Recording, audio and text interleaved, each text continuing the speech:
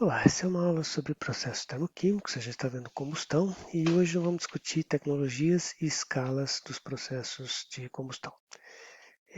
Bom, os processos de combustão podem ocorrer ou existem tecnologias para a escala, desde a escala residencial, em muito pequena escala, comercial, até a escala industrial, para a produção de vapor, né, geração de energia elétrica ou processos para fornos industriais.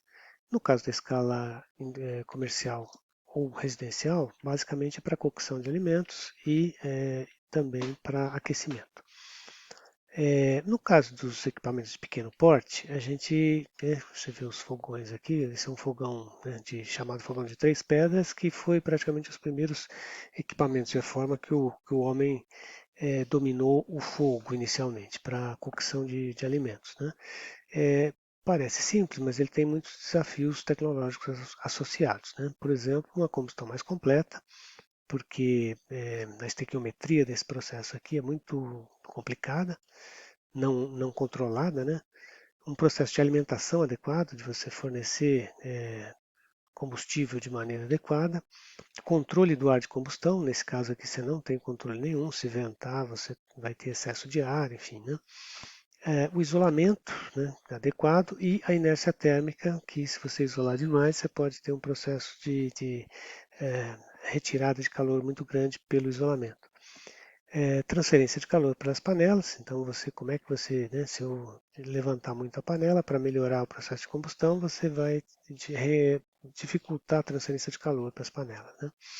E um dos problemas mais recentes aí que têm sido estudados é a emissão de gases e partículas nocivas. Então, qualidade do ar dentro de uma casa é um dos aspectos que estão sendo estudados bastante em países que ainda utilizam bastante fogões a lenha para cocção.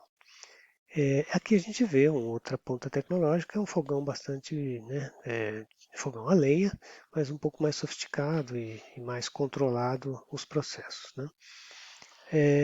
Bom, o que teriam as características de um bom fogão para biomassa? Biomassa de uma forma geral, não é só lenha, porque, por exemplo, na Índia se usa estrume seco de gado, né?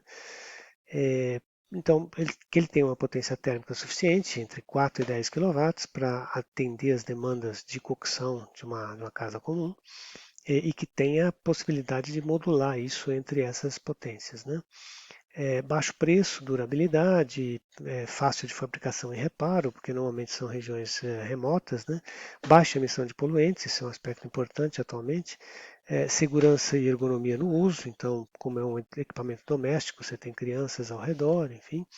Fácil acendimento, manuseio e controle, que é uma das qualidades necessárias para que você tenha, né, facilidade de uso, né? E não suje as panelas e que tenha alta eficiência, basicamente. O que é eficiência térmica do fogão? Ela estaria associada basicamente à massa de água, né, ou de matéria que você está cozinhando, vezes o poder calorífico, a capacidade, né, o calor específico dessa substância, vezes a diferença de temperatura entre a temperatura ambiente e a temperatura de ebulição, por exemplo. E mais a massa que evapora vezes a entalpia de mudança de fase, né? Dividido pela massa de combustível vezes o poder calorífico do combustível, que é a energia que você está colocando. Então aqui é o, o benefício, né, para que você usa para aquecer a água e para vaporizar a água, dividido pela energia gasta no combustível, né? Aqui está só as demandas. Mas os testes de eficiência de um fogão são bastante complicados. Não existe ainda uma padronização muito adequada para fazer isso, tá? Principalmente para combustão de fogão a lenha, né? Ou de biomassa. Aqui tem alguns tipos de fogões, né, que tem. Então tem para carvão vegetal, para resíduos agroindustriais, para biomassa, basicamente lenha, né? Então você tem fogões metálicos, fogões cerâmicos, fogões compactos e fogões tradicionais, né, quer dizer, os três pedras, com chaminé, que são leves ou pesados. Leves basicamente seriam de cerâmica e pesados seriam de alvenaria, né? E aí você tem sem chaminé com uma panela, com duas panelas, né? Aqui tem alguns exemplos. Esse é o chamado fogão de três pedras. Esse daqui seria um fogão pesado com chaminé para duas panelas, né? Pesado porque é de alvenaria ou de uma massa, tem bastante massa, bastante inércia térmica. Esse daqui seria um fogão leve de chaminé com duas panelas também, basicamente feito de cerâmica. Aqui o D seria um fogão sem chaminé para uma panela, então esse você consegue altas eficiências, até porque você consegue descer a panela aqui embaixo. É, esse daqui seria um fogão sem chaminé para duas panelas. A questão do programa do fogão sem chaminé, a chama sai por aqui, né? Os gases saem por aqui, melhorando a transferência de calor. Mas você tem o problema de poluição no ambiente, né? Enquanto quando você tem chaminé, a transferência de calor fica prejudicada para as panelas, mas você tem a eliminação dos poluentes, né? Aqui também tem fogões de cerâmicos, metálicos, enfim. E esse aqui é um fogãozinho bem simples de para serragem ou casca de arroz, né? Que é possível ser feito em casa, por exemplo. Aqui tem uma tabela de algumas eficiências, né? Para você ver como varia, né? Então a eficiência do fogão de 3 pedras pode variar de 7 a 10 ou de 10 a 15 segundo diferentes autores, né? Depende do operador do fogão, né? Um fogão pesado com chaminé já vai ter eficiências de 15 a 23%. Eu testei no meu mestrado um fogão típico do Sudeste aqui, né? Pesado com chaminé e a eficiência ficou abaixo de 10%. Depois a gente fez algumas melhorias, ele chegou a 12 a 14%. Então a gente perde muita energia nesse processo, né? E só para ter uma noção, um fogão a gás, por exemplo, teria eficiência por volta de 57% e um fogão elétrico, né, de indução, cerca de 50%. Talvez o processo mais eficiente de cocção seria o micro-ondas, que é praticamente 100% a eficiência, porque você só aquece aquilo que você precisa, né? É, Bom, aqui temos algumas novas propostas de fogões de biomassa aqui no Brasil. Tem uma empresa que é Ecofogão, se vocês entrarem aqui vocês vão ver, um pessoal lá em Minas Gerais que tem desenvolvido fogões modulares de duas bocas, né, com chaminé, que não emitem poluentes aqui dentro da casa, e com um processo relativamente adequado para o processo de combustão. Aqui também se aproveita os gases para um forno, além da cocção das panelas, né, e uma chaminé. Então, são experiências que estão, né, já existem no Brasil e no resto do mundo o processo de desenvolvimento de fogões a lenha mais eficientes, né? Aqui foi um projeto meu até que a gente desenvolveu lá no Amazonas, um fogão leve eh, basicamente cerâmica, né? Onde você punha pequenas quantidades de combustível aqui, basicamente graveto, né? O processo é um processo downdraft, que ele vai uma queima invertida.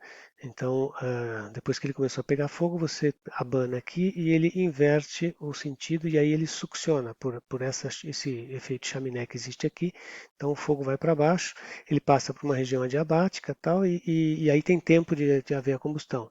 Então, a vantagem é que aqui chega um gás limpo, que não, né, com temperaturas da ordem de 900, quase a 1000 graus, e que não suja a panela, né? Então a ideia é que depois ele trocasse calor aqui com duas panelas e saísse também, tivesse uma chaminé que o eliminasse depois, né?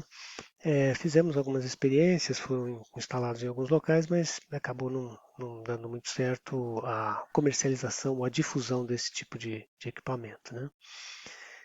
Aqui também você vê algumas propostas de alta tecnologia, aí você tem países como Finlândia, Noruega, Suécia, os países nórdicos, que trabalham até hoje com o uso de lenha, né, intensivo, seja para aquecimento, né, ambiental, seja para cocção não muito, mas é para aquecimento ambiental.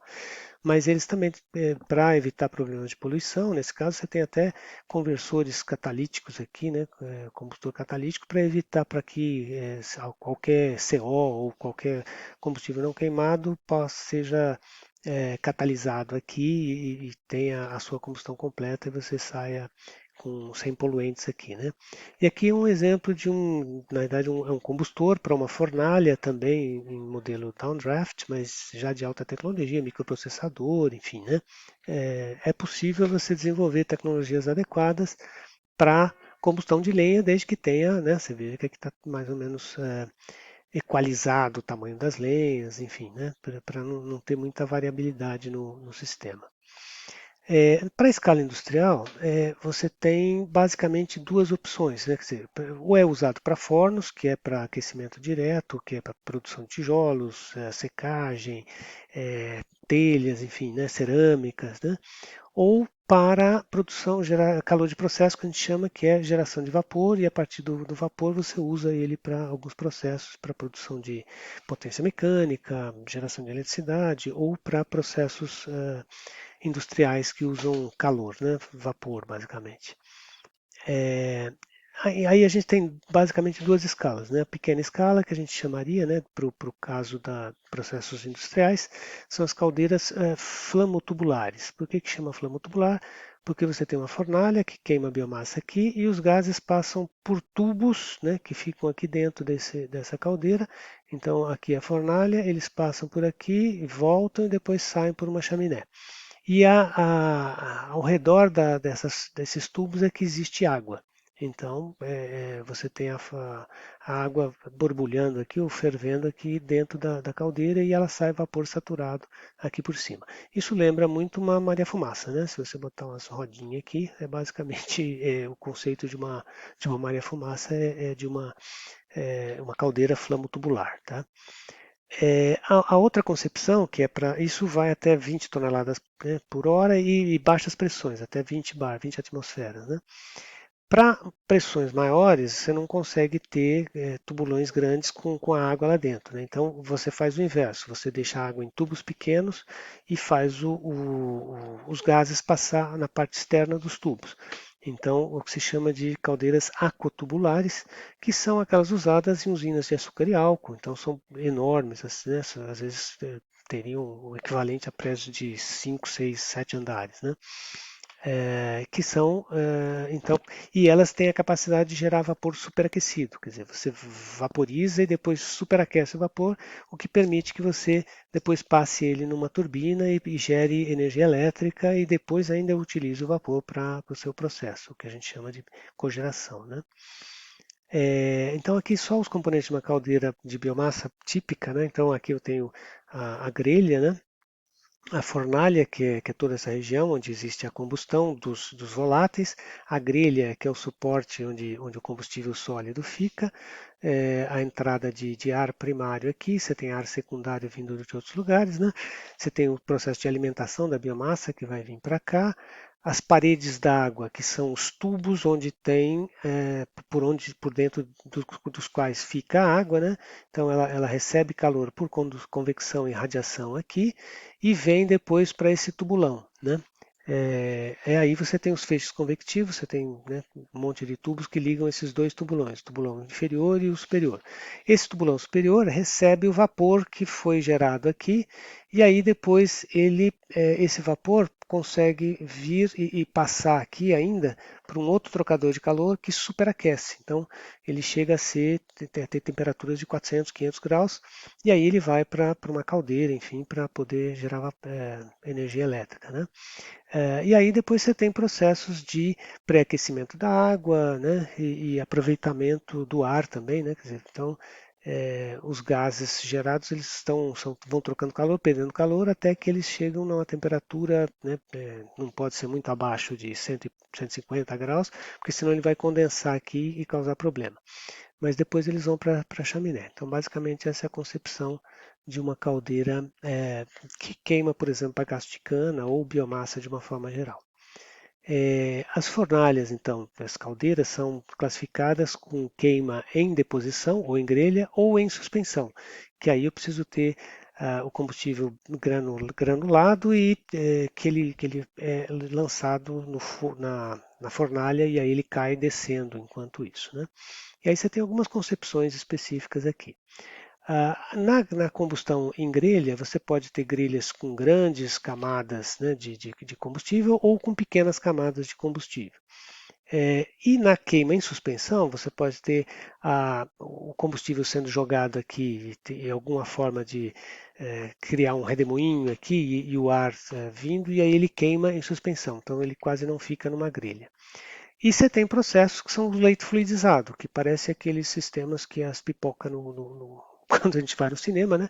Que você injeta ar aqui com alta velocidade, então ele fica, ele fluidiza, né? Ele fica em suspensão. E aí ele pode ser leito fluidizado borbulhante, que ele fica aqui, ou circulante, que ele volta, vai e volta do sistema. Então é isso.